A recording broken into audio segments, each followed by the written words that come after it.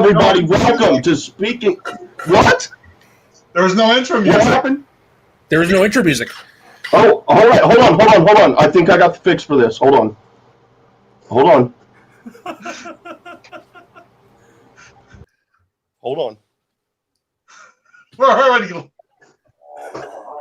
There we go.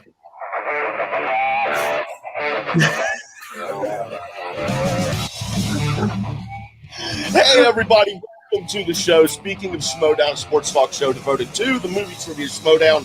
I do this almost every show that I do. What I forget to do is I log on to StreamYard before I turn on my my audio equipment, and I always forget to turn the audio to my microphone to my audio equipment. So that's what happens there. And when that happens, no one can hear the intro songs. And I sound like crap, but here we are. One of these days I'll get it right. I blame it on Frenchie because he's not been here the last 2 weeks, and he usually keeps us in line. But hey, welcome to the show, everybody. We got Soda here with us this week from Schmoes of the North. Speaking of Frenchie, how you doing, man? I'm doing good. A little on the tired side because, full disclosure, I forgot that I was doing this last night, and so I'm middle of the pay-per-view. I'm like, oh, I'll watch the matches in the morning because I'm covering them on Sunday, and then I'm like, nope, I gotta cover them tomorrow. So I end up staying up later than I normally do to catch the matches. Yeah. Well, you guys invited me to be on your show last night, and you guys kept me up till 12:30 in the morning, and I'm old, so we're even. Yeah, I guess. As usual, our numbers guy, Dan Dolinsky, Double D. How you doing, man? Well, this week I heard an interesting thing this week. Experts say don't fight with bears because they'll kill you. So that's good advice. I mean, I love dogs, but if I have a dog and it's attacking a bear, I'm like, sorry, you're dead. I'm not going to risk my life to save you. I'm sorry. Here's an idea of how far-reaching that video went. My dad, who does not know anything about computers, was telling me about it. I don't think my girlfriend has heard about it yet. So nice. Here's a peek inside to me. This is 100% true because I do talk a lot of shit just because I like to joke around way too much sometimes. In all seriousness, if it were my pet, my dog, my cat, especially my dog, I would have done the exact same thing. And I'll also take it a little bit further. And again, this is the absolute truth. I would be more inclined to help my dog than another human being. If it were another human being in that situation, I would think about it longer than I would if it were my dog. If it were my dog, I would not hesitate. I would be out there just like that broad. But good to know where we stand. What about a bear? Well, the bear should. Jay. We're not talking about dog. We're not talking about him. We're talking about a bear. Well, yeah, but I mean, it's my dog, dude. I mean, it's my dog. That bear could kill you. Have you seen The Revenant? I know it's a CGI bear, but damn, Leo didn't make it out of that movie. Well, yeah, but for me, I would feel terrible knowing that that I didn't do any. I don't know what the outcome could have been if I didn't do anything. I could have died. I don't know that, though. But that's the point. I don't know. All I do know is that I stood there and watched my dog get killed by something, and I would not be able to live with that. I'll warn him, but I'm like, I'm here to warn you. I'm like, I'm pack leader. You're here to serve me. Yeah, that's a whole nother show, but yeah. I will say that is quite the news flash that bears, you shouldn't fuck with bears. Wow. We needed to be told. Chris Lopez is here. How you doing, buddy? What's going on, brother? Thank you so much for having me back on. If that was my dog, I am totally fighting for my dog. 1,000%. If I die, then I'm going out like a champ. And the only bear I hope to really worry about are the ones in Chicago that play at Soldier Field. Hopefully, I don't have to worry about them anymore. Now that those bears they're on the upward trajectory. But if a bear were in my vicinity and are messing with my dog, I'm gonna try, and my dog will probably try to fight this bear. So, just saying, just trying to put that out there. Bears, I'm fighting them if I have to, even the ones in Chicago. Yeah, where I live, a lot of people would fight bears, and I'm one of them. I would go if it was my pet. Yes, I would do my damnedest to save them. Dan is the only one who would let his dog become a meal. That's Yes.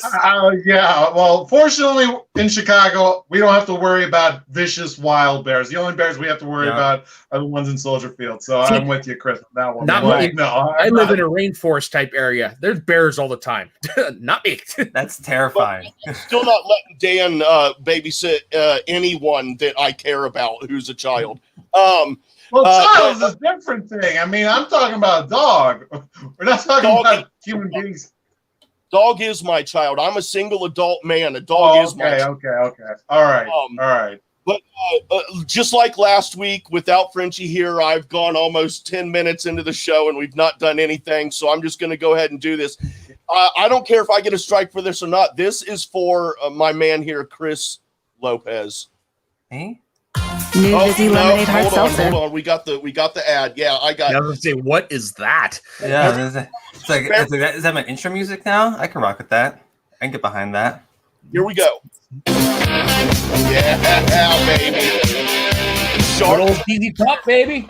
Everybody, we've got Chris Anthony Lopez in the house to talk about some Schmoedown. He is a sharp-dressed man, and until we've got Robert Parker on here in a little bit, he will be the only sharp-dressed man on this show. Thank you. Very good. Yeah, because every girl crazy about a sharp-dressed man. And this may come off weird, so I take it as you wish. I only did this for Robert Parker. So just putting that out there. Yeah. Hey, no judgment here. No judgment here. Okay. I did this to mock Lou, and he's not even here. So yeah, well, that's why I told you who the guest was, Chris, to as an added incentive to get you here. So. See, and you don't even have to do that. You don't even have to do that. My man Jay, he asked me, and he thinks I'm gonna say no to him, like I'm gonna be some jerk. I only say no if I have something that day to do. Right. And today I had nothing going on. I just did Flickin' Reel like half an hour ago, so now I'm here hanging out with y'all, and I'm happy to be here. And on that note, let's go ahead and get into the Star Wars. Star Wars was the first match in the Star Wars tourney. It was the first of the matches this week. Dude, yeah, Harper and Ace. That match. I didn't know what to expect, to be honest, because up until this point, I never doubted whether or not Harper was going to win. I just always was like, Harper's got this in the bag. You know, it's like the Yankees playing the Cubs. The Cubs before they broke the curse. You know what I'm saying? Oh, okay, sure. But yeah, this match, I did not know what to expect. It exceeded my expectations. It surprised me on a couple of different levels. Really great match. Holy crap. Although I will say, I'm happy that Harper won. Very happy Harper won.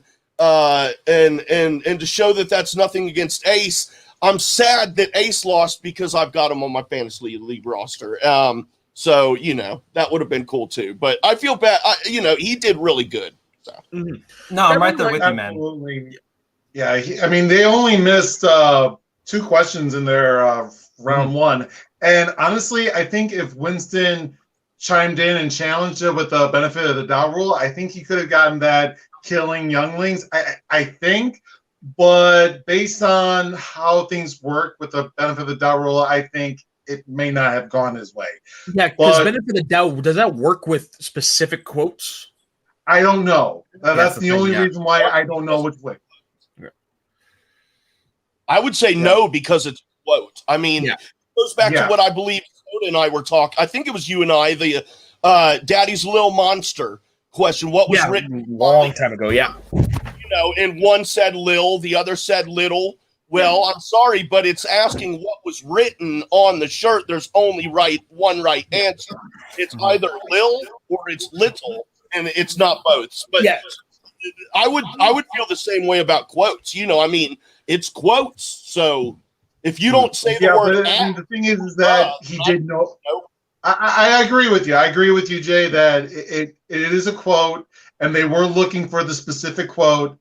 But again, I just feel that there may be some wiggle room. There might be some room for maybe So there might be. So that's all I'm saying is that there might be some wiggle room.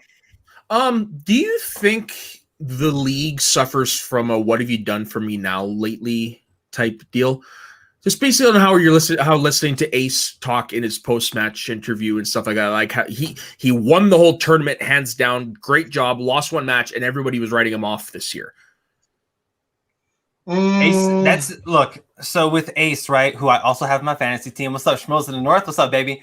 I think Ace will forever get that rap because how he started, like he was the guy, speaking of Robert Parker, they fed Ace to Robert Parker last year in Inner Geekdom, and then people were writing like, "Oh, Ace isn't good because he's one of those schmoes people, hanging around all the schmoes. He's on the shows, he's engineering all the stuff." And he popped into Star Wars and proved everybody wrong. But then there was so much time between that tournament and the match, and to Ace's to his downfall, there was a lot of time in between there. And Alex, who lives, breathes, and eats Star Wars, right? He beat him. And why did it take so long for Ace to get a match? I get it, scheduling, tournament, and everything, but he beats Sullivan. He takes Harper to the way he did Harper, probably one of the favorite in this tournament before even going into the damn thing.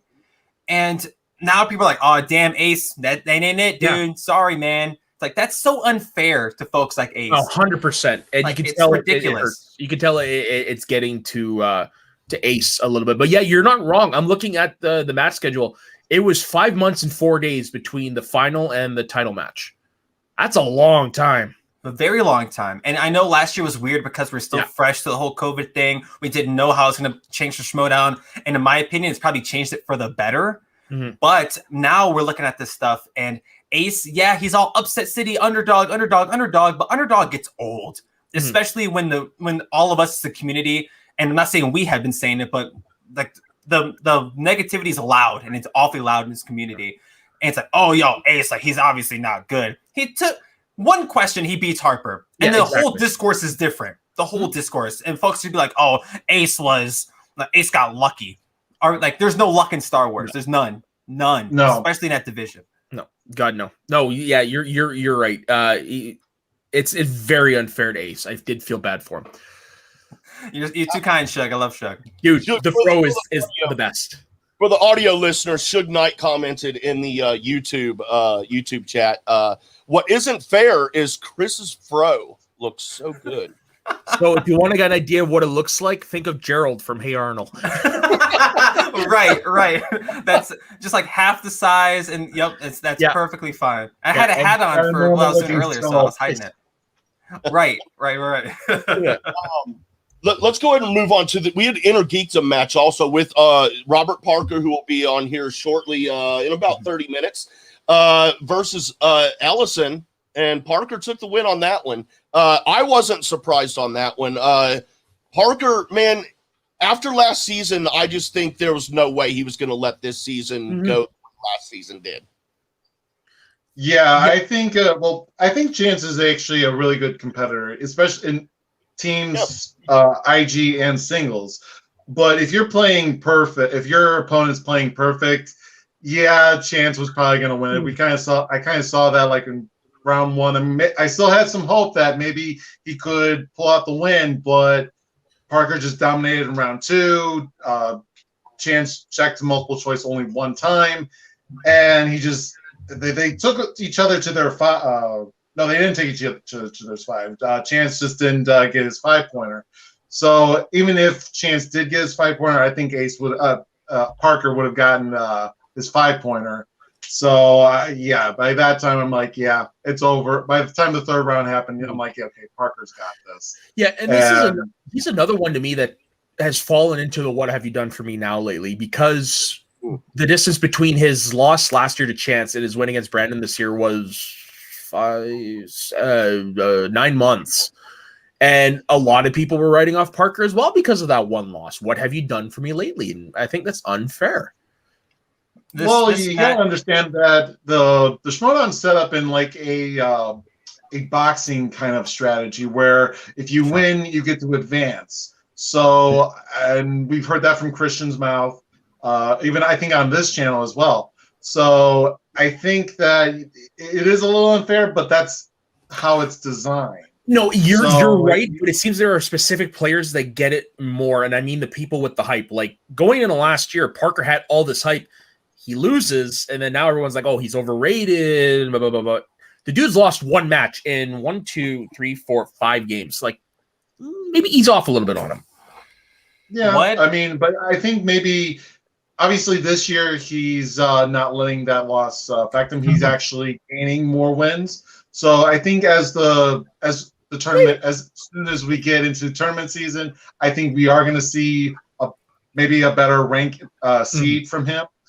We may actually get a number 1 contender match maybe next month from him. We don't know, but that probably could happen. It's on the thing next week, actually. Oh, number 1 contender match? That's the number 1 contender match against Chandru is next week. Oh, yeah. Wow. Okay. So, yeah, he has God. the number 1 contender match. Yeah. So, I forgot about that. Yeah, that's what this match was for, was to see him face Chandru, yeah.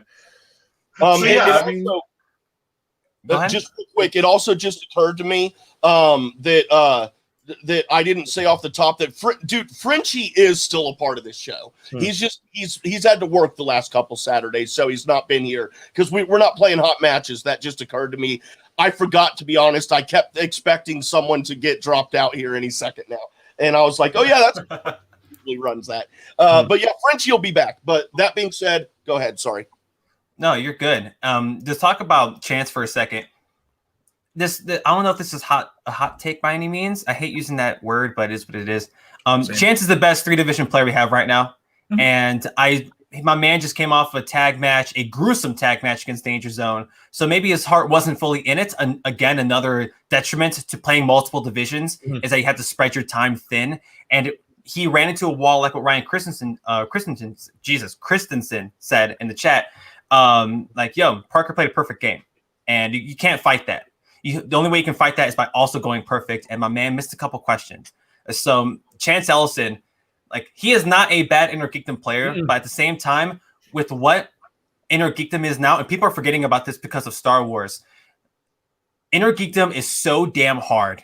It is so damn difficult. And they just added all these different, they added 300 movies? Okay. So you have not only like these new movies, but there's a core like 6 people at the top of Inner Geekdom at the moment, right? Like the Maras, the Robert Parkers, the Chance Ellisons, the Mike Kalinowskis of the world, and now they're playing each other.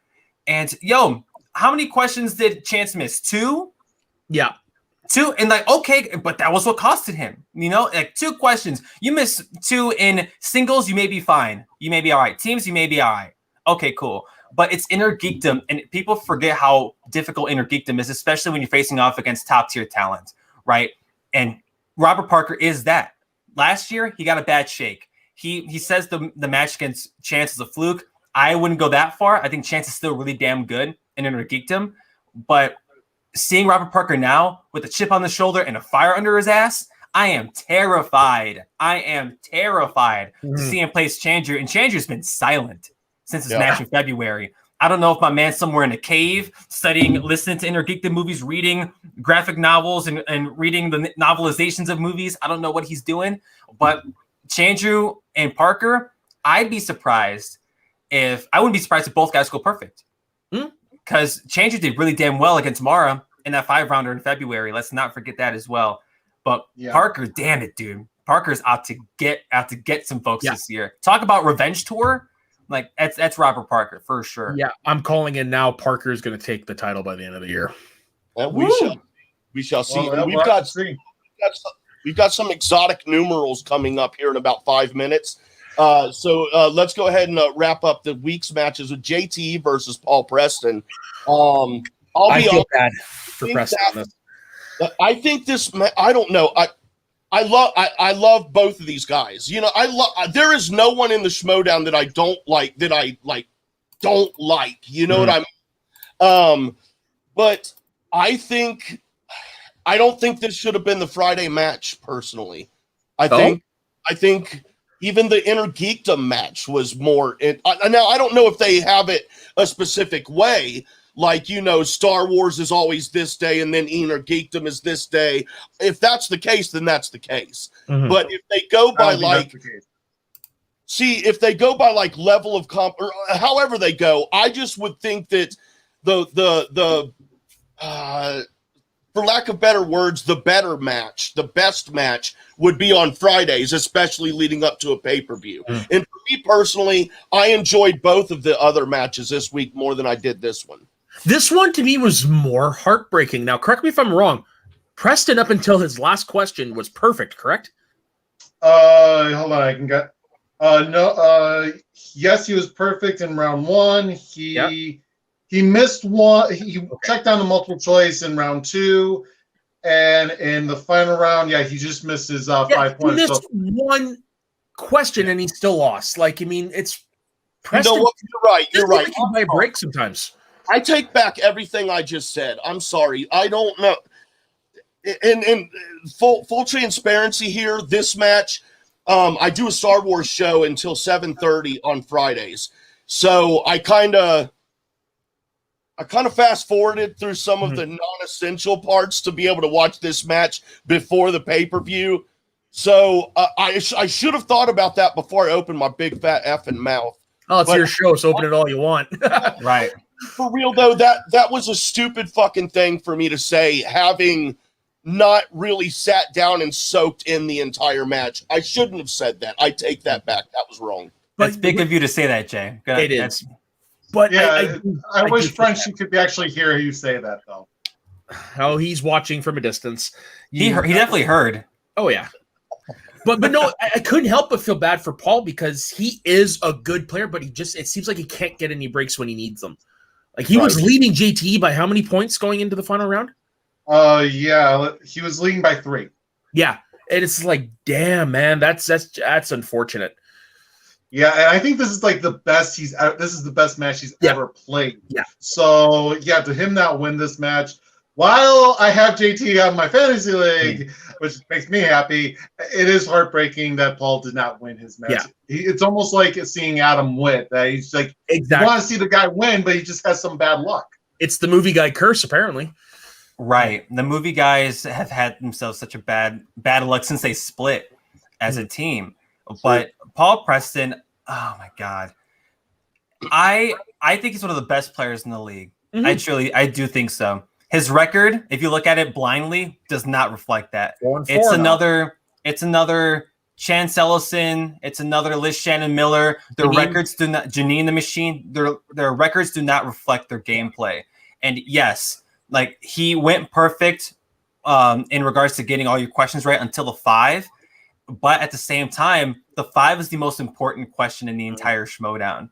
Like a 5, odds are, like it's the most important question because odds are I can make or break a match like this one. And JTE, like I would say Paul played the better match, but JTE got his 5. That's where the importance of that 5 comes in. And I'm not going to knock JTE because he's had himself one hell of a year. Not only is he like comeback player of the year if they're going to do that, but he's probably most improved. This is probably the best JTE we've seen ever. I agree. So let's also keep that in mind as well.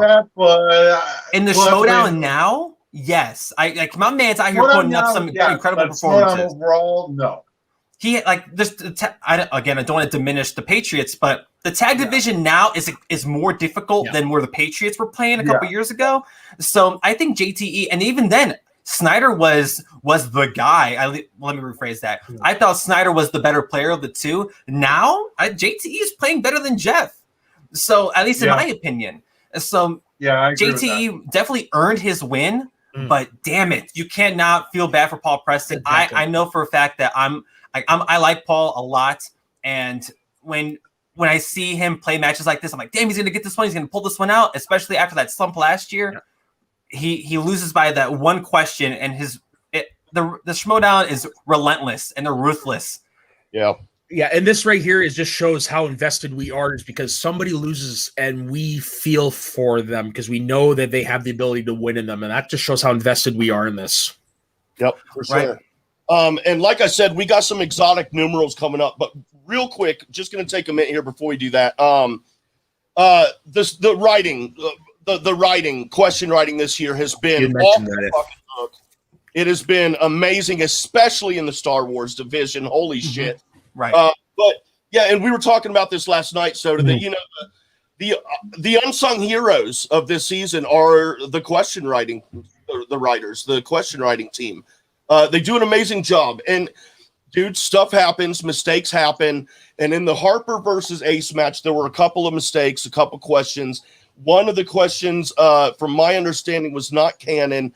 The other one being the quote was from Palpatine, was not in the movie. It was in the trailer, but not in the movie. Oh. Now, me being, looking at this from a sports angle and whatnot, I reached out to PJ Campbell and asked for comments. And I'll go ahead and bring this up here real quick. No comment. My first question was, it's understandable that mistakes happen. When they do occur, does the team have a meeting to discuss it specifically? A follow-up to that was, what are some things that are done to help prevent these things in the future? And PJ's response to the first question was, I always go back to the team and we talk about it. We try hard to be accurate as possible. And I'm proud of the fact that we're 99.5% accurate at any time. We're trying hard to always be the best. And my second question for him was, given the fact, because the thing was that quote was also listed on IMDb. That was a reference. Oh, okay. For that. So a little background for my second question was, given the fact that IMDb isn't the best source, have there been discussions to implement a new system for question writing? PJ's answer to that, I don't predominantly use IMDb, usually only for the fact checking, but I'm just going to use it less and try my best to actually sit down with the movies where I can. It's incredibly hard at times to always find every moment, but I try my best to scrub the movies. It should also be noted, I actually ran the questions with numerous people ahead of time, all of which didn't notice that question being off either, as they all remembered it from the trailer. So those were my questions. Those were his responses. Thank you very much, PJ, for your comments there. Things happen, but I had to ask, and thank you for your response. Now it was great of him to clarify. It really was. Yeah. Now, everybody, I'm going to talk dirty to you for a second. Math. it is time for Double D's sexy numbers. Dan, what do you got for us?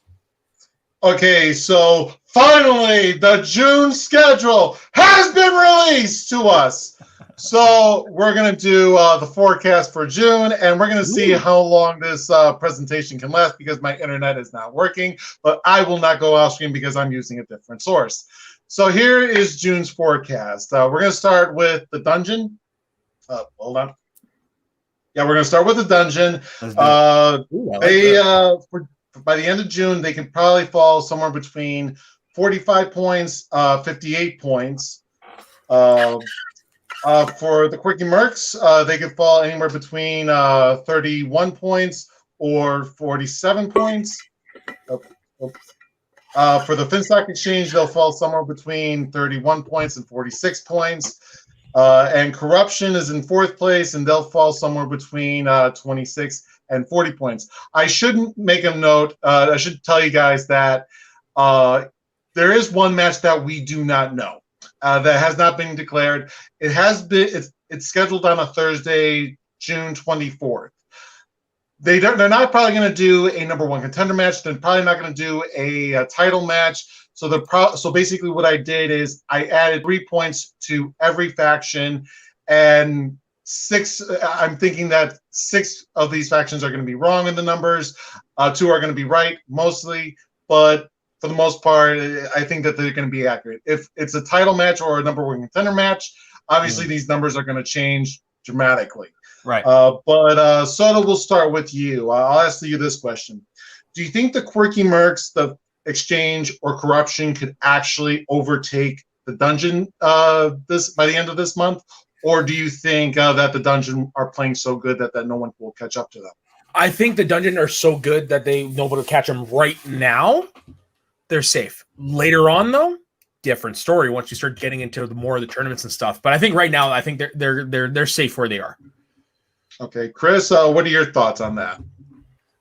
In regards to someone overlapping the dungeon or overtaking the dungeon in June, At this rate, I don't think so. Especially with how I think that number one contender match in Inner Kingdom is going to go. Yeah.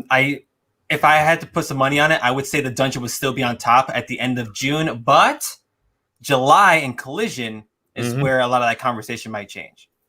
Yeah, I agree. But I will say that this has now become a 4-horse race because last month there was a big size gap between the dungeon and everyone else. Now everyone else is catching up. So I think by July we're going to see, I think as of right now, we are going to see a 4-horse race. But by the end of June, but July, I think that's where everybody's really going to be on the dungeon's toes. Yeah, especially with our first tournament. That's where we get our first true tournament because right away we're getting the next round of the Star Wars tournament. Oh yeah, yeah. I went down too far. Sorry, I was looking at May. Forgive me for that. Yeah, no, we're actually getting the finals. We're getting one more round with Zach Barrett and Gold Leader. Yeah, and then I think we're getting the finals. Way too far. I'm like, there's another tournament already. No, not yet. Not yet. But there is going to be another tournament later this season. So now we're going to go on to the bottom half, and this is where I think July is going to be beneficial to the Den because as of June they're going to be somewhere between 19 and 32 points. And obviously, that's very lower compared to the other 4. But by July, I think that they're going to be able to catch up, especially if they start winning later in the month. In 6th place. Hi, Kate. Hi, Kate. Hi, Kate. There we go. Next place is the Stars. They will probably end the month somewhere between 11 and 20 points. The Suspects, they are actually moving up in the faction rankings finally. They'll probably end the month somewhere between 9 and 16 points. And in last place, we have Swag. They'll probably end the month somewhere between 9 and 15 points if they win and they don't get any TKOs. That's true with all the factions that we talked about. So, Chris, we'll go with you next. Do you think that by July that the Den could actually make this a 5-horse race rather than a 4-horse race, or do you think that they'll still be behind? That loss that Preston had to JTE was not a great start because, like I said this on Spin from the Real multiple times. Like for the Den to succeed, they can't just rely on Thomas Harper. Yes, like it'll be great to see him rack up some points, maybe win the tournament, maybe win a belt. That's going to be awesome, but you're going to need more than that, and that's where you have to rely on the rest of your faction. Seeing Preston lose the way he did was heartbreaking for multiple reasons, but just because you want the Den to succeed even more so. Now he's going to be sitting for a minute. Does Ben Goddard have another match? Or is somebody else from the Den going to step up and start racking up some W's? Could they eclipse into that top 4, top 3 potentially? They could. They easily could, but you can't rely on just one guy. And you have to, I know it's scheduling, you have to spread out the wealth amongst your faction, but the top 2 and Goddard and Preston not having too much success this year is not doing, that's where the struggles are with the Den, at least if you're starting from the top. Yeah, I'm on one thing I want to ask you is with Usual Suspects and Swag not dropping anyone, not picking up any free agency, do you think that was a mistake, or do you think they were right in not picking up anybody from free agency? I think they were right because Swag almost won the whole thing with more or less the same team as they did this year. So looking at this, it's a little disconcerting to see them where they are. But no, I think right now it was a wise thing to do to not pick up anybody. I think I could see them doing it probably the next round of free agency and what have you. But I think right now, I think they're okay. Unfortunately, I don't see them getting any higher than 1, 2, 3, 4, then 5th. We'll actually talk about that in a minute because Jay, you asked me a couple of weeks ago if I was able to determine who was going to be eliminated in the faction championship, correct? Oh, he's muted. But he said yes, though. He said yes. Yeah, the answer is yes. Now, while I can't decide that now. We'll have to wait till November and December for that. We can do that on what it looks like now. So let's look at so Swag is in last place. Now, this right here is if they win with TKO. So if all their competitors win by knockout, this is where they'll be. They'll be at 21 points. And if the line goes through a faction, that means that they could overtake it. It's within the realm of possibility. But if any faction, if their lowest point is above that threshold, they are eliminated. And Corruption, their lowest point is 22. So this is how you're going to know when we get to November and December who's going to be in the race and who's going to be eliminated and who's going to be fighting out for last place, because this is Swag's highest point and Corruption is at 22, and that's 1 point above their line. And obviously it just takes one to eliminate you. So obviously if you can do that with all the factions. But what does Roxy have to say about this? Don't we have her on the line? Yeah. You had the sexiest numbers by far. Thank you, Roxy. I always love hearing that. I feel vindicated each week, every time you call in. I am inclined to agree with her.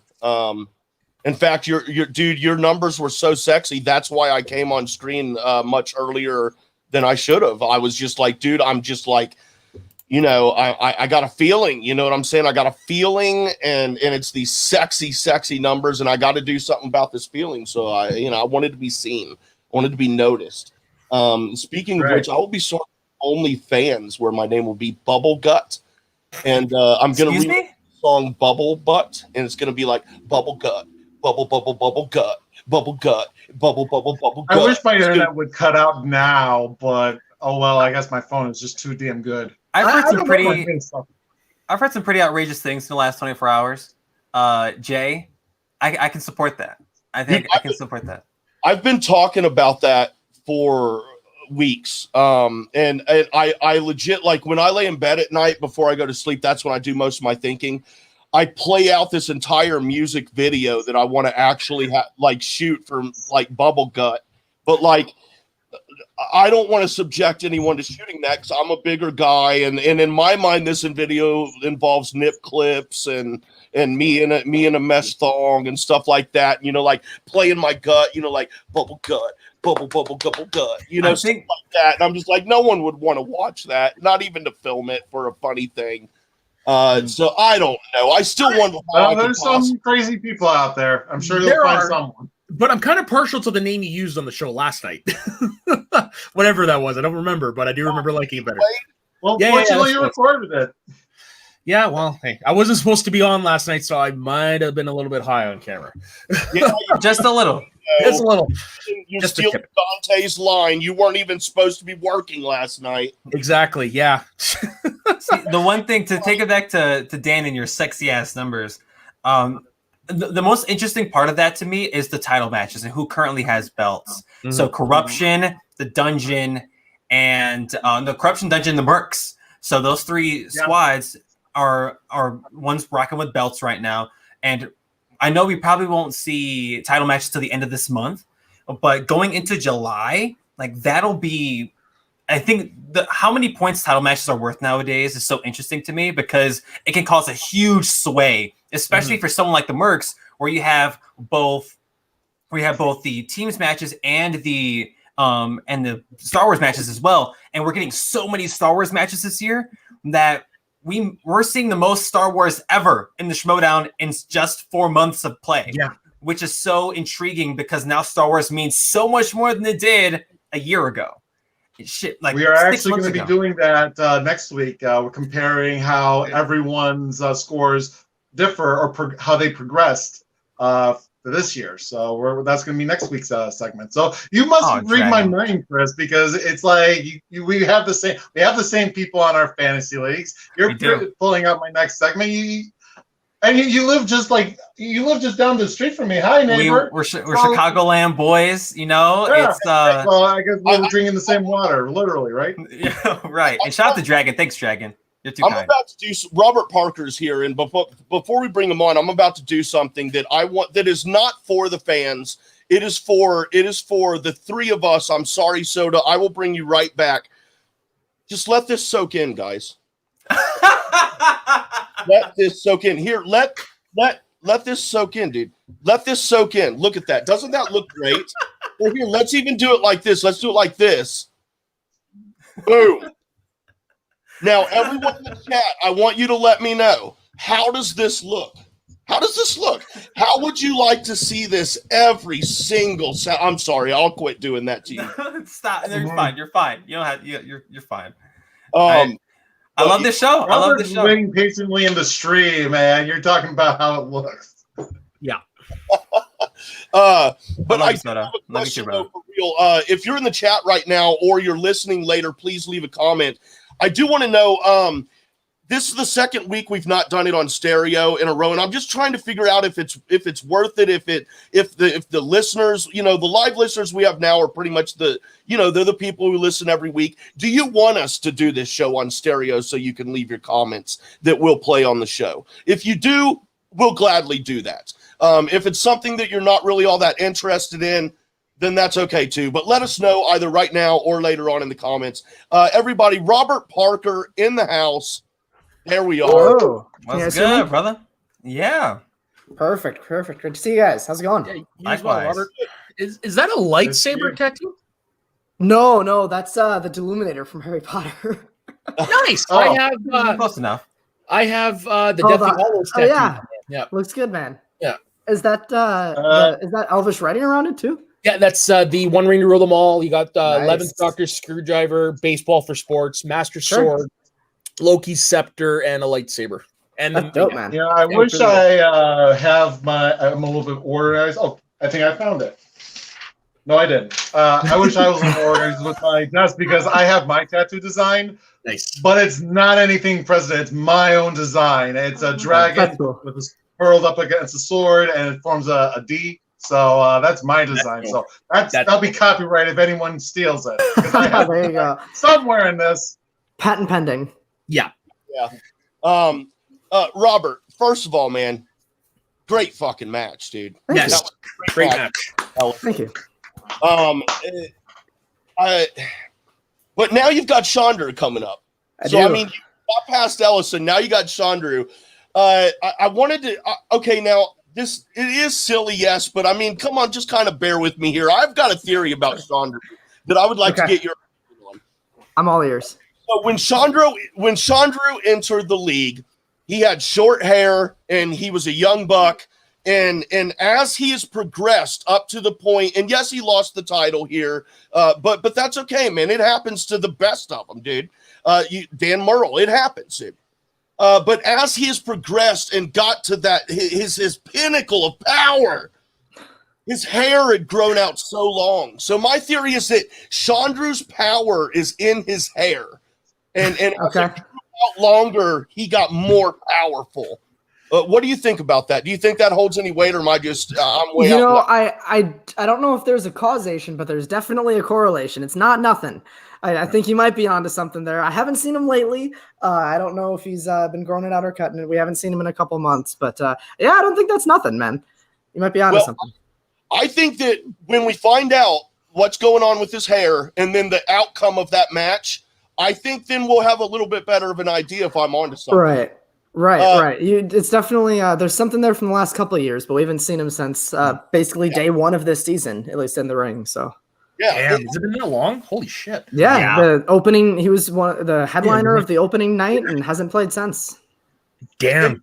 On that, I was just wondering, not seeing him or hearing anything from him for so long, how does that change your preparation for him, if at all? Man, there's nothing more that I like in the Schmoedown world than Chandru not talking. So I'm more than okay having not heard from him in a while. That's totally okay by me. But I also know, look, you got to respect the guy's game. He's a champion. He's defended the IG belt for the first time in years. It's been a long time. So he's a fighter. He's a very, very strong player. One of the best in the IG division, definitely. And we only have that one match of him with the new categories, especially, and I know how hard that guy works. I know because we saw his progression when he came in his first 2 matches. They were good, but they weren't championship level. And then by the time he was playing, Smets and Mara, and when he was playing those matches, he was playing like a champion. So I know how hard he works. And I know that just because he's quiet doesn't mean he's not working. He's not shoring up those weaknesses. So I'm ready for a fight. What do you think about those new categories and the new movies that have been introduced this year? When I first got the list, I wasn't too happy, to be honest with you, because I had spent so long, and I'm just inherently better at a lot of the core categories that were already there, and I'd spent a really long time working on this stuff, and so when they flipped it, I thought that I was one of the at the time, I thought I was one of the people it benefited the least as compared to some of the other players who I think benefited a little bit more from it.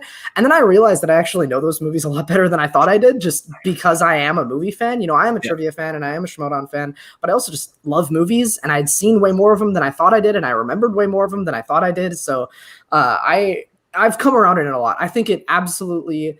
at the time, like I said, when I got the list, I wasn't too happy, but I've come around in it. I think it was definitely a breath of fresh air in the IG, and I think it's what the division needed. Yeah, I do think, I'm very biased, but coming from an outsider's perspective, like the division was getting a little bit stagnant. It was everybody knows everything. It was everybody, first person to miss is going to lose, and it still is that way in some respects. But I think the variety of categories, the variety of questions, the variety of movies, like. I've been watching the same 100 whatever, 200 whatever movies for the last 2 years, 3 years. And now I'm like, oh man, I get to see new stuff again. This is so exciting. So it's definitely, it has for sure reinvigorated my passion for division. On the flip side of that, is there a category that in the future you would like to see introduced in Inner Geekdom? Ooh, that's a really good question.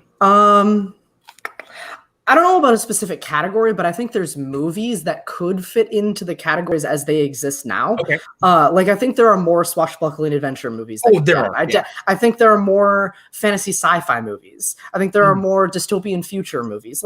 I think, the list that they have is strong, and there's a lot of new movies. Yeah. But, if we're going to include crappy fantasy movies, I don't want to call anything out specifically. If we're going to include some crappy fantasy movies, why not include other crappy fantasy movies? If we're going to include Willow, why can't we include Stardust or Aragon? They're just as bad as movies, some of them, but they're also dense with trivia. I think there's a lot of other movies that could be added to the categories that exist as they are now.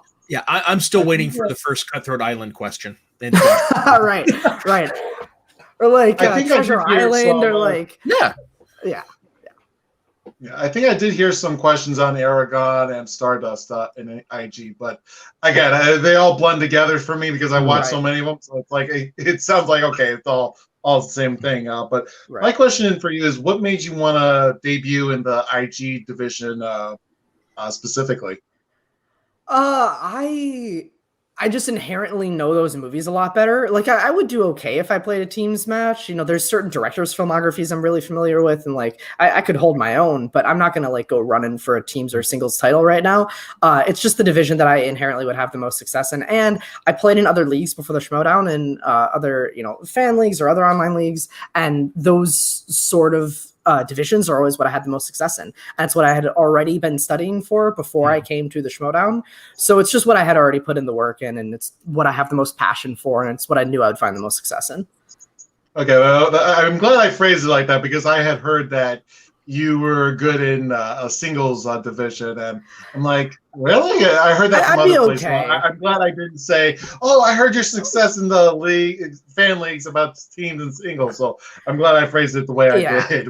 I would do okay, but not against top tier competition in the Schmoedown. Okay, all right. Yeah, let me think of another question, because you're good. Go ahead, Chris. So first of all, Robert, it's a pleasure seeing you again, brother. You too, it's been a few weeks.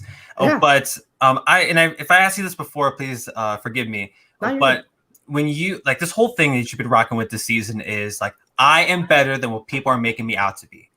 I am the shit. I'm top tier. Don't disrespect me. And when you beat Brandon, I know people are still like, oh, it's a Brandon Hanna. That's not a quality win. And then you beat a 3-division stud like Chance Ellison. And you had said in other interviews that like my loss to Chance was a fluke. And now that you beat Chance the way you did, don't even need a 5 because who cares about the 5? You don't need it.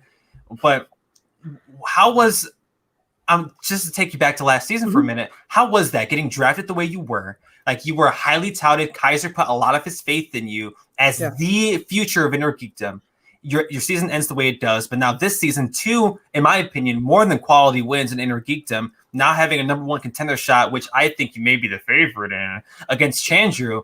Like, how has that been for you and just as a fan, and then the fans reacting the way they have to you as someone who loves the game outside of competing? So I first off, I definitely think both of the people that I played against this year played great games. Like he may not have played super well in the 3rd round, but I think he's a great player who has a lot of potential. I think he's better than a 500 record. Like I have a lot of respect for the way that guy prepares and the work he puts in and how much he cares.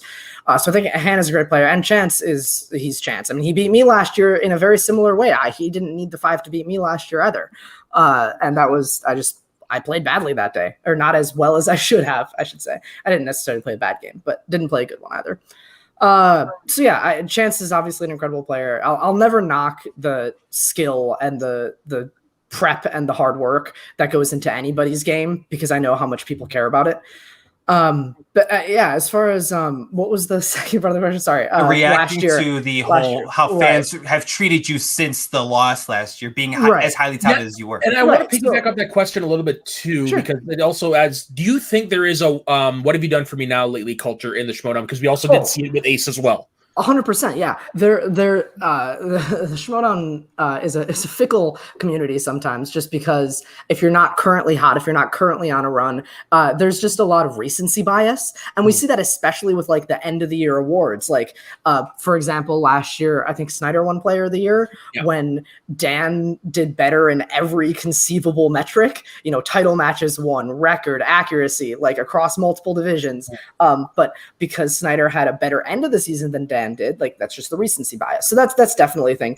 And I did part of that on purpose. Like after I lost a Chance, I kind of fell off the grid, and a little bit on purpose. I was still there for my dungeon mates. You know, I was helping train Smet, and I was helping with our people we were putting into the tournaments. But as far as my personal, like, hey, what can I do this season? I knew my matches were kind of over, and I didn't want to just like sit there and scream at Twitter to try to stay relevant. Like I was okay.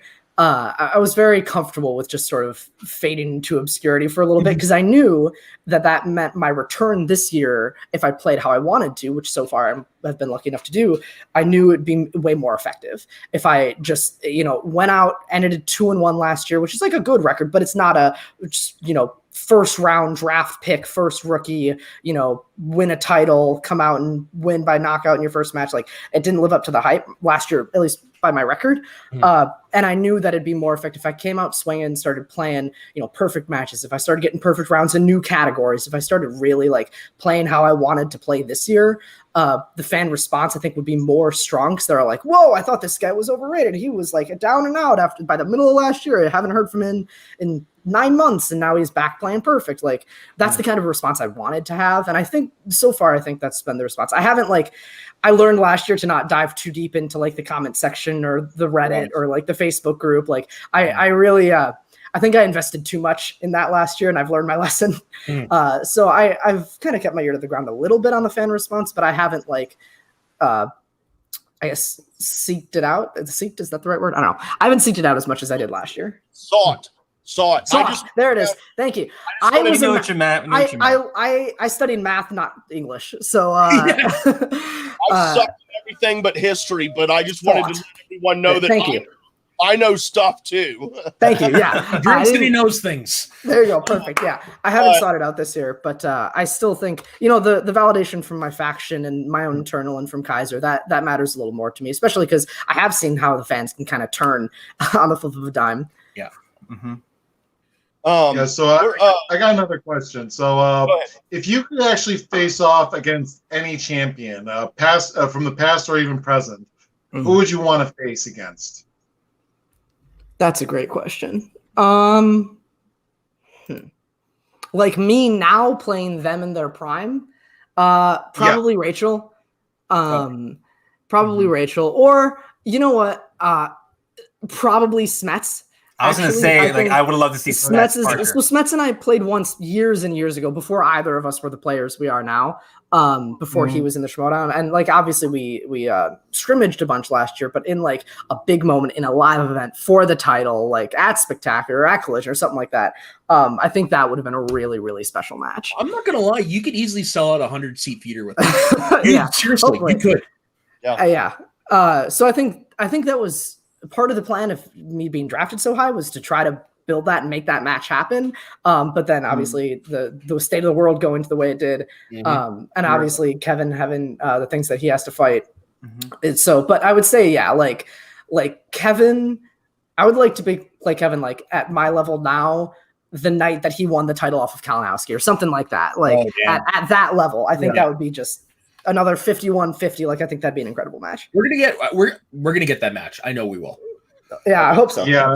Well, I think the highest, I actually have the numbers here. The highest IG match that could happen, not counting overtime, is 44-44. Same thing as Star Wars. So that's the highest.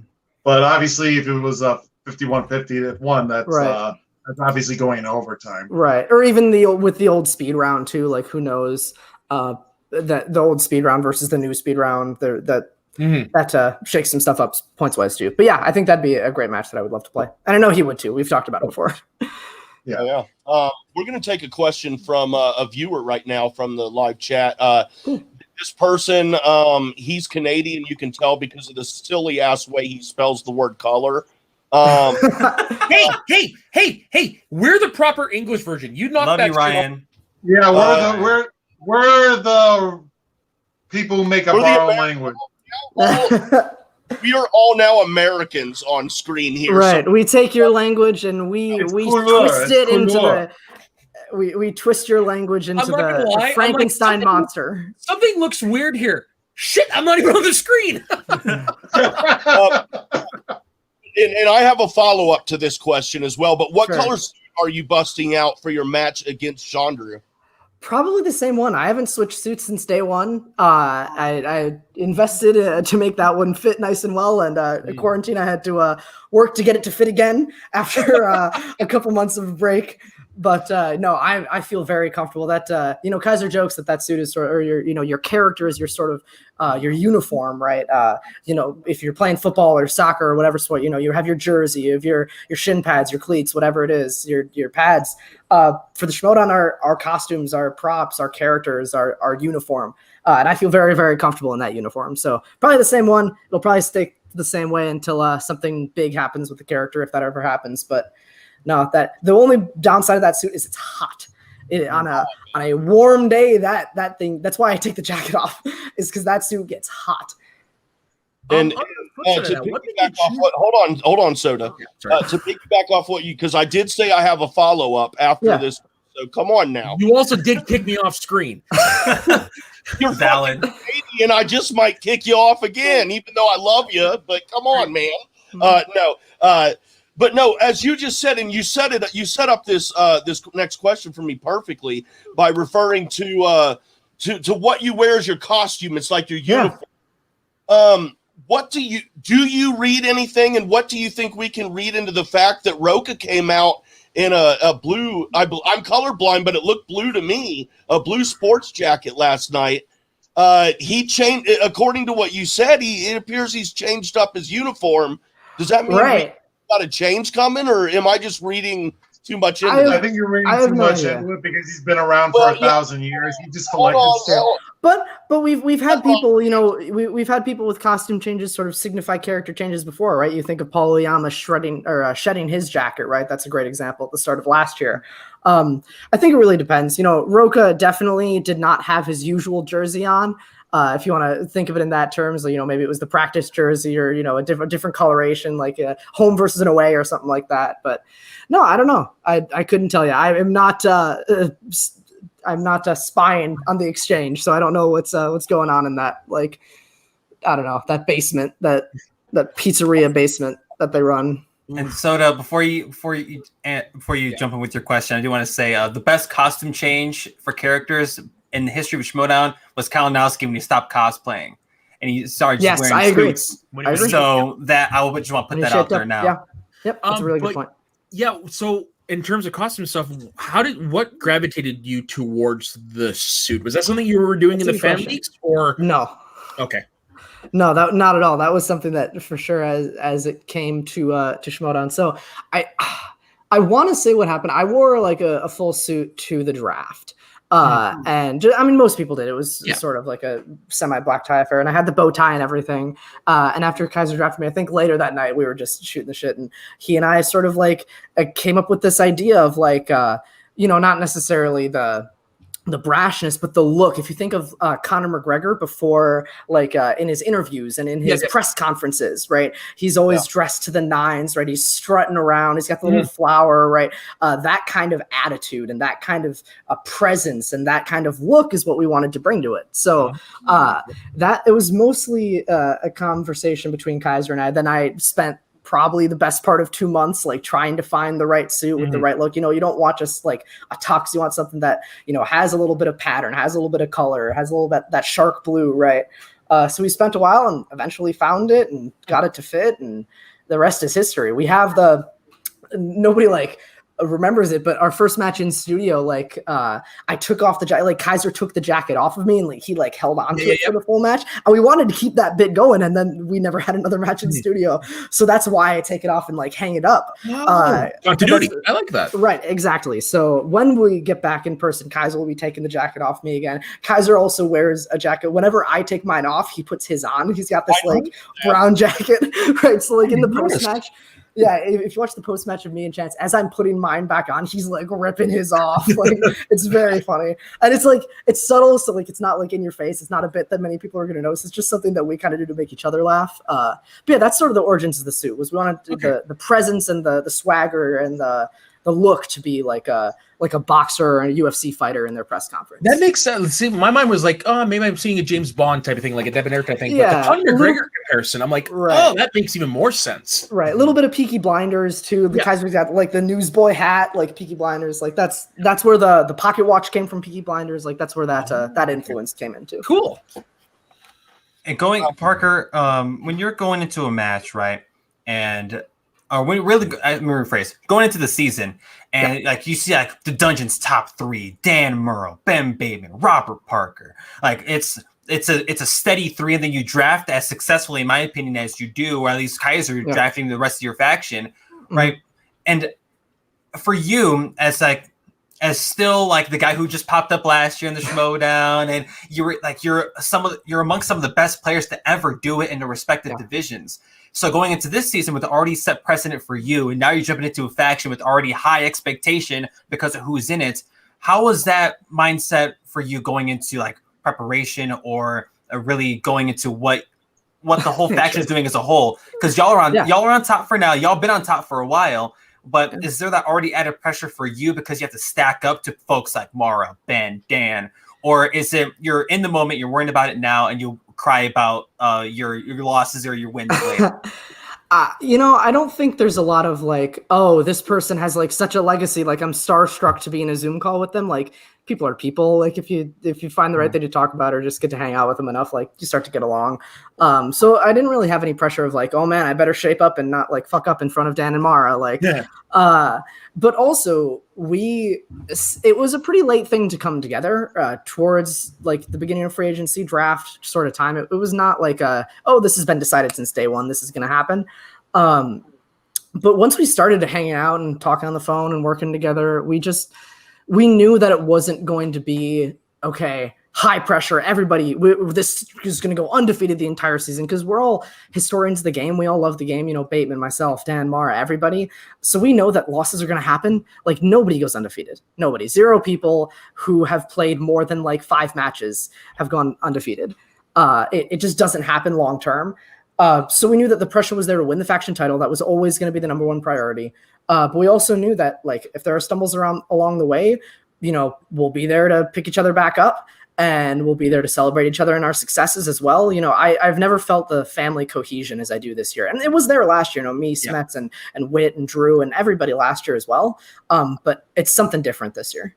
You actually ended up answering another question I had, which was what is the most positive difference? But I got to say this. It's the people. It really is. Yeah, well, I got to say this though. When I saw the Nerd Chronics package last night, and when Dan and Mara popped on your video at the same time, I got a huge reaction from me. I'm like, we're getting that much closer, folks. Like that. We're getting there. We're getting there. Yeah. Yep. Yeah, definitely. Yeah, and I think that's also part of, you know, the faction's successes this year as well. I mean, we all have the knowledge and the strategy. We all know how to do it, but doing it together really takes a weight off. Like if there's an IG movie, you know, leading up to Changer's match, if there's something that Mara just wasn't going to have the time to watch, I was able to hop in there and, you know, give her the bullet points notes and do it. We call it downloading, kind of like in the Matrix, where you just like plug each other's brains in. And so like I was able to give her a download on like this category, these couple of movies. So, hey, you don't have to watch them. Here's what you need to know. And vice versa. And Dan and Ben do that as well. You know, they have their own study methods as well, but it's definitely a hand-in-hand, win together, lose together. We're doing it together. I think you guys are going to take it this year personally. Like, I think corruption is going to come back and give you a run for your money, but I got a strong suspicion you guys are going to take it this year. Yeah, I hope so too. I think so. I think we're in a good position, but also who knows with tournament season, man, because corruption was in last or close to it at the start of the singles tournament season last year. And then, you know, it was depending on the size of the tournament, somebody's going to go 5-0 to get to the finals and win. Right. And 5 matches is a lot of matches. That's a lot of points. Maybe that's a lot of points. So who knows with tournament season, and we have tournaments in every division still coming up. I think, you know, I don't know the size, but we have 4 tournaments still coming up this year. So who knows? There's a lot of points still on the table. So we're taking it one step at a time. To kind of give you a little bit of to kind of give you a preview, Robert, because I did the numbers for next week's segment for my section numbers. I saw that. Corruption has 11 points in IG as of right now. And I think that's the exact same amount they had with the tournament last year. Obviously, it's not the same. The tournament didn't happen in June. It happened, I think, in July or something. Earlier, But they have almost the same amount of points as of right now as they did last year when they were in last place. So it's going to affect it as going forward. But exactly. And who knows, like title matches are worth more. So, you know, if Bateman's able to get the job done and if Dan is able to retain or Bateman's able to take it off him, either way, you know, if it's dungeon versus dungeon for that singles title, that's a lot of points in our bank. If I'm able to get the job done against Chanchu and potentially Mike, you know, that's a lot of points in the bank. We have a more dense and a more deep Star Wars bench than people give us credit for. We have people who can run through that second tournament. You know, I think we're in a good spot. Obviously, Dan and Ben then are going to get their shot again. And we saw what they were able to do in tournament season the first time. You know, they are a tournament team. So I think we're in a good spot to take care of it. We just got to do our job and win. Yeah, no, you guys are in a great position to do it. Like, this is one of the more, I know last year, like the Finstock Exchange had the hormone or whatever, but there's something about the dungeon this year. It feels like it's the more stacked team, if that makes sense. Like, it feels like it's probably the best collection of players we'll ever see on paper. Comes back on paper, but also who knows? You know, the Mercs are. I think the Mercs are in second right now or third. Are they tied for something? I want to say they're tied for second. I don't know if that's true. Now. According to Dan's thing earlier, they're second. Yeah. Okay. Right. So they're second. They're second off of the strength of. I mean, Bibiani and Brendan both lost in singles this year. And Andrew Demolanta. That's his right. So that's what I'm saying. Right. So their points have come from title matches with those two, you know, players. I count Shazam as one in the teams division. And if both of if that team and Demolanta continue to win for the rest of the season, like they're still going to have a really good shot of being in that top 3, if not number 1, if some of their lower down players start, you know, bringing in the points in other divisions. Like that is very possible that just on the strength of those 2 entrants, like they're able to keep it up there. So when it comes to obviously, you know, number 1 contender title matches, those being worth more points means that those top tier players are even more valuable. So on paper, we may have it right now, but who knows if somebody in the singles tournament from the Den or the Stars makes like an insane run and starts knocking fools out, and then suddenly they're in the race, right? Like that's what's fun of that's part of the fun of it with the standings and the faction points is we have a lead, but you never know how quick that can disappear. Yeah, and let's not forget the negative points that were introduced this year as well. Right, exactly. Right. Yes, with a TKO, a single TKO is a -1 to somebody else. So who knows? If God forbid the dungeon starts getting TKO'd or the exchange starts getting TKO'd, that can change dramatically, very, very quickly. Right, and I mean to your point, Robert, like we saw that happen with Snyder last year. Like the Stars needed points, and he ran through 2 tournaments. And he didn't win the singles one, but he got damn close. He just ran into the wall that was Adam Collins at the time. Right, and he brought him from like 6th or 7th probably to like 2nd or 3rd or something like I think 3rd. Yeah, if I recall correctly, I think Roxy was like in 6th or 7th. And I remember writing about this last year, where in order for them to be competitive to the Finstock Exchange and Corruption and Swag, both Mark Andreyko and Jeff Snyder had to win the singles tournament, the teams tournament, win those matches, and then they would actually have a chance. But because of Jeff Snyder, and they almost did. They almost did. But as soon as Mark Andreyko lost, that's the moment I know they were out. So that's why I kind of when you see my graphics with that's really interesting. I had never thought of somebody doing it that way, where here's the point of no return. I think that's fascinating. As a numbers nerd, I'm in love with it. Last year I wanted to do something. I wanted to get back into writing, but I just didn't know. And I saw everybody doing the standings, the rankings. I'm like, I can do something better. I can forecast the future and show where everybody's going to end up and potentially knock them out. And so, I figured that out, and that's why I love my little system. Yeah, it's awesome. And last year, Rockstars finished in 3rd. They finished ahead of Finstock by 1 point and with 6 fewer matches. Right. And Robert, if I can ask you one more thing before we let you go. Yeah. I like doing this with competitors because we're all fans. At the end of the day, we're all fans. We do y'all love it. y'all just have the opportunity. Really, I was paid to be here. No, right. Wait, if you're getting paid, then Jay, we gotta talk. But I might have asked you this on Spin from the Reel, and if I did, again, forgive me. But what's your favorite match this year that you haven't been a part of? Ooh, Mara versus Chandra. I had been working with Mara. I mean, I had known her for a while, but we'd never really talked consistently or worked together or talked, movies or IG or anything like that. We'd just been friendly. But getting the chance to work with her has been just a blessing. It's been incredible. The knowledge and the strategy and just the camaraderie that she brings to the team is insane.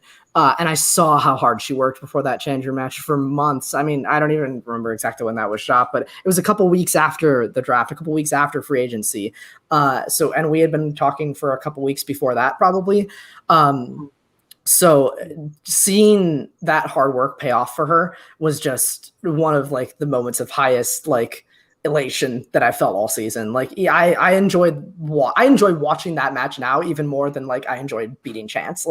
That match is so special for me and for the whole faction. Yeah. And you could tell in the look on her face, it meant a lot to her. Yeah. And she worked so hard. And even the Mike match, I think she played very well and she worked just as hard going into that match. And she's going to come back just as strong.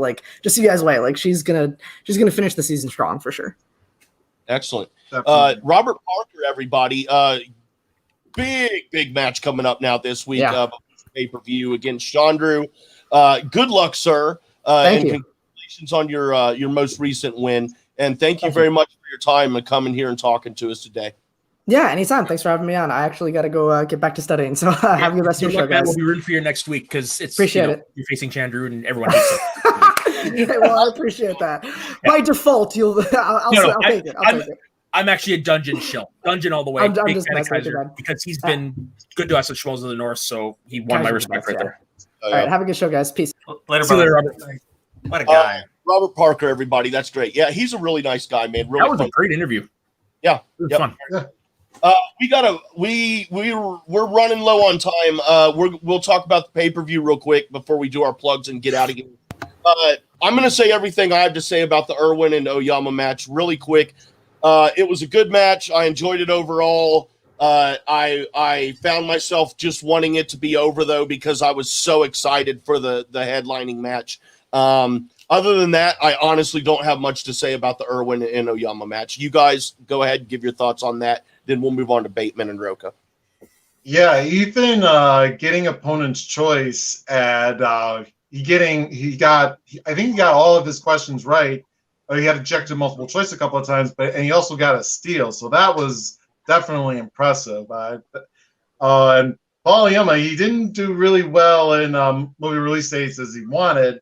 But I think that was a great, and it ended very strongly. Everybody answered all three of their questions. So it was, I thought it was pretty good. Jay, I always have something to say. I'm the long-winded boy in the whole Schmoedown after show space. So come on now, I always got something to say, man. I know. There's been about 5 or 6 times today that I've been sitting here screaming at you in my head to shut the F up. and I always end the show with I'm sorry, man, I talk too much. 2 things though in regards to the opening match. One, they needed the points. The suspects did. Lord knows, Dan knows. Last time I was on the show, Dan told me how much they needed them. So seeing Irwin win was definitely, both factions needed him, but specifically the suspects. And Oyama, it sucks seeing him lose, but he has that free-for-all money in the bank thing. So I think he's going to be fine. But Irwin, he needs to win these matches. He needs to. Yeah. Yes, need him for my points. I said this on Schmoes of the North last night. The match itself, bell to bell, was great, but because the story for the main event was so big, it kind of made the opening match feel underwhelming. But bell to bell, great match. It's just everything around it just kind of felt underwhelming because of what we had coming next. Right.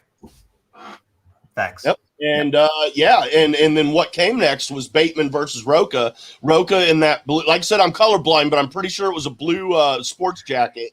It sure wasn't black. It was navy. Was it navy? Okay, whatever. I don't remember. Some shade of blue. That's all I know. I still think something's coming down. There's a change happening with Roca, I think. I don't know what it is, but that match was so effing good. Mm-hmm.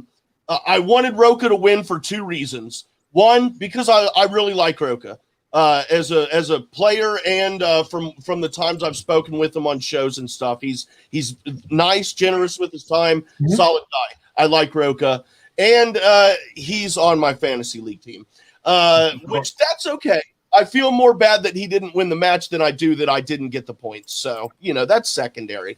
Bateman, to be honest, though, based on how Bateman has been playing this season, I kind of thought that he might be coming out with a win over this. I was not surprised by the outcome. But I don't know. What did you guys think, Dan?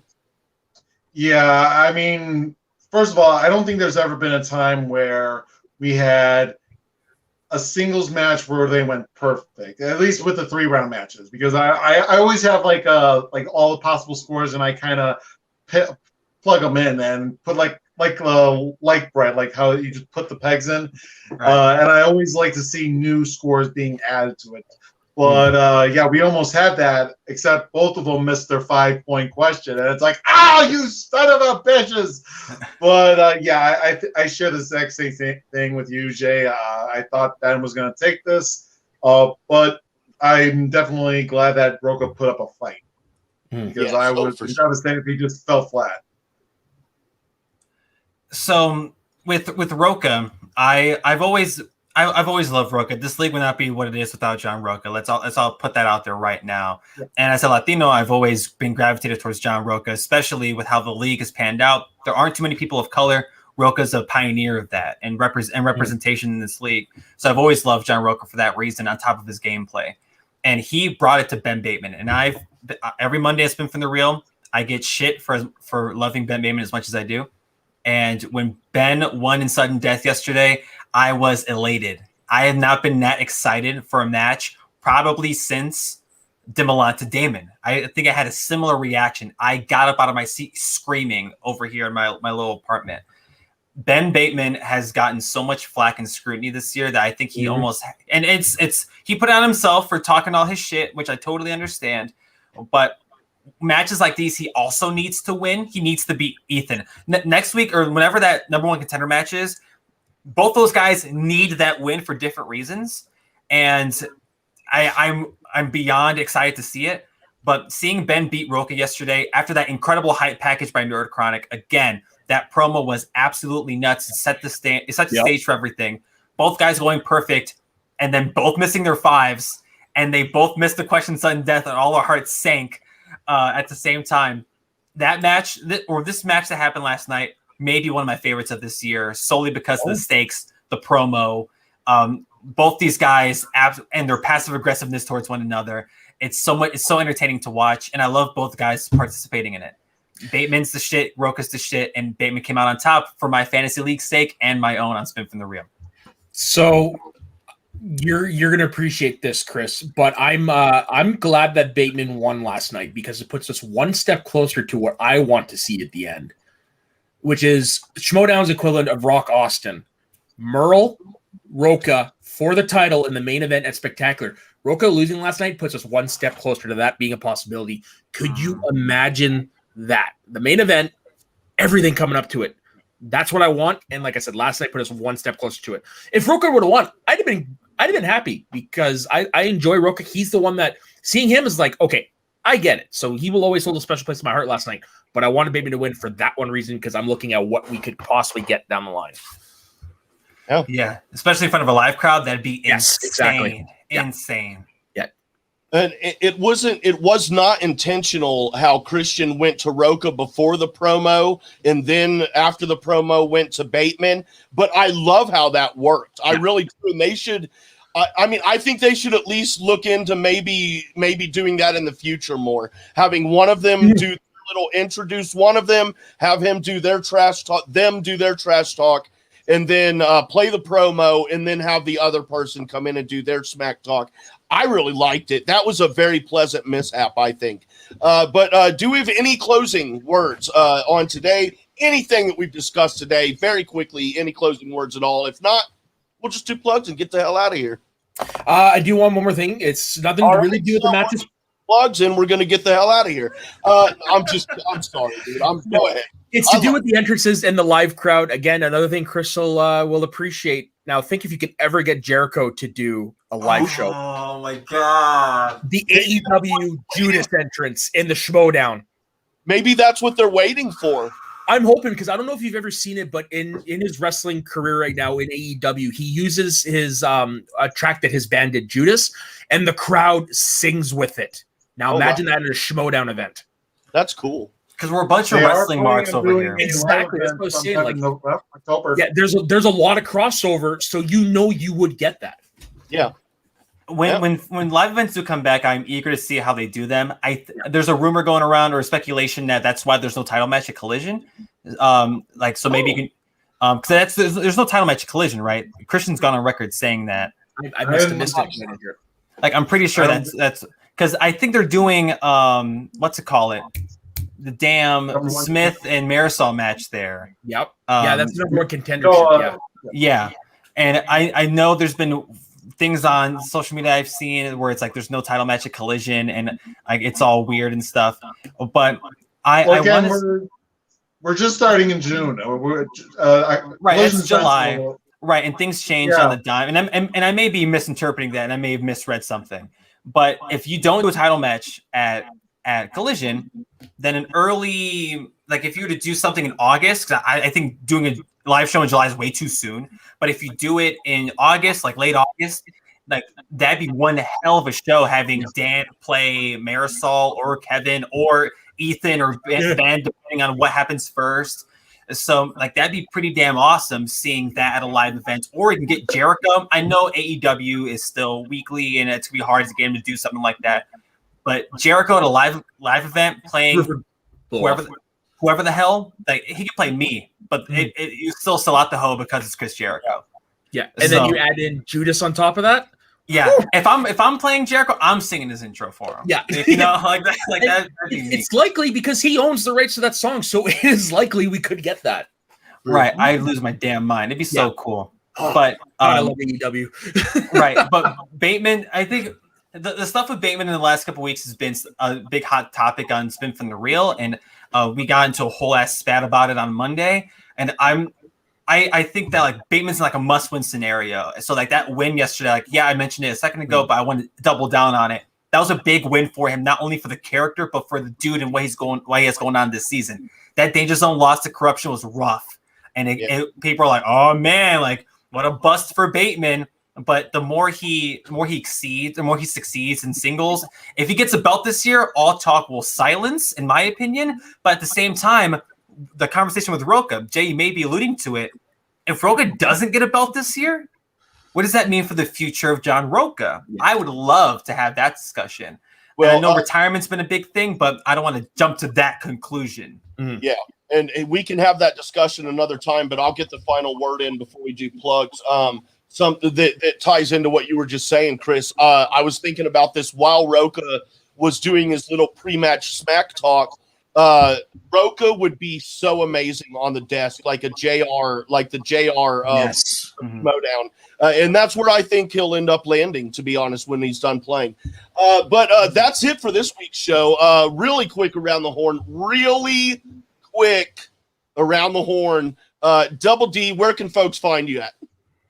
Let me pull out this 20-page novel. No, I'm just kidding. You can find me at Twitter at Dan Dolinsky, simple as that. And you can find me here every Saturday running the numbers for everybody. And if you have a statistics topic that you want me to talk about, leave it in the comments so I can talk about it for you. Hell yeah. Chris Anthony Lopez, dude, thank you again so much for being back, man. Love it when you're on. What do you got going on? Where can folks find you at? The short answer is you can just follow me on Twitter. I tweet everything I do at C Anthony Lopez, but you can catch me primarily on Watts, W-A-T, Real, 2 E's, Entertainment on YouTube. Subscribe to that channel. Spin from the Real every Monday, 8 p.m. Eastern. Wrestle Real every Friday, 6 p.m. Eastern. Thanks, Dagan. Really appreciate it, brother. Feelings mutual. And my podcast, For Chris's Sake, FORCHRIS' SAKE, wherever you find your podcasts. And on shows like this. Thank you, guys. This was fun. Oh, yeah. Per usual. Oh, yeah. And from the north, a schmo from the north, Matt Soda, the Sax Man. I finally got it right. I didn't call you Sax Man. Or what I used to call you Soda Man. Yeah, Soda Man, which is fine by me as well. But yeah, you can find me at my personal Instagram and Twitter at Soda_the_Saxman. Keeping it short, you find me on a bunch of shows over on the Media Sways Network weekly. You can find me over on Schmoes of the North on Schmoedown 9 Canada. And tonight, live at 6 p.m. Pacific, 9 p.m. Eastern, we have episode 3 of Let's Talk About Star Wars. Today it's going to be canon. It's going to be the Inquisitor versus Cal. I cannot remember his name. It's from the Jedi Last Fallen Order game. So definitely check us out there because Chris is actually going to be a guest on that show tonight. So it's going to be fun. I'm going to be behind the scenes producing, so you never know what's going to come up on screen. And as for me, you can find me on the Twitter at JWade1134. That's the letter JWADE1134. Also on the Twitter at the Jcast Network. Please subscribe, like, hit the bell, share, all that good stuff. Also, if you don't have anything going on right now, head over to Schmoes of the North. Mount Schmoedown is starting soon. Or is that Schmoes of the North? Yeah. Yeah, it's on Schmoes of the North. It's starting right now, actually. Yep, starting right now. So head on over to Schmoes of the North, everybody. After you've subscribed here, hit that notification bell and all that. Until next week, everybody, have a great and safe one.